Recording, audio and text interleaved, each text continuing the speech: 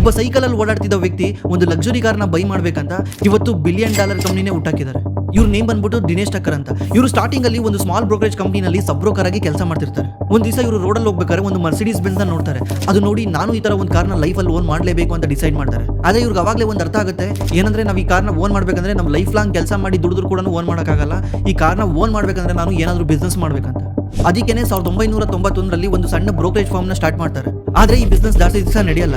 1992 Harshad Mehta scam ಇಂದ ಇವ್ರದ್ದು entire revenue zero ಆಗೋಗುತ್ತೆ. ಬಟ್ ಇವ್ರು ಯಾವುದಕ್ಕೂ ತಲೆ ಕೆಡಿಸ್ಕೊಂಡಲೆ 1996 ಅಲ್ಲಿ ಏಂಜಲ್ ಬ್ರೋಕಿಂಗ್ ಅನ್ನೋ ಒಂದು ಕಂಪನಿನ ಸ್ಟಾರ್ಟ್ ಮಾಡ್ತಾರೆ. ಈ ಕಂಪನಿ ಇವ್ರಿಗೆ ಯೂತ್ ಸಕ್ಸಸ್ ನ ತಂದ್ಕೊಡುತ್ತೆ.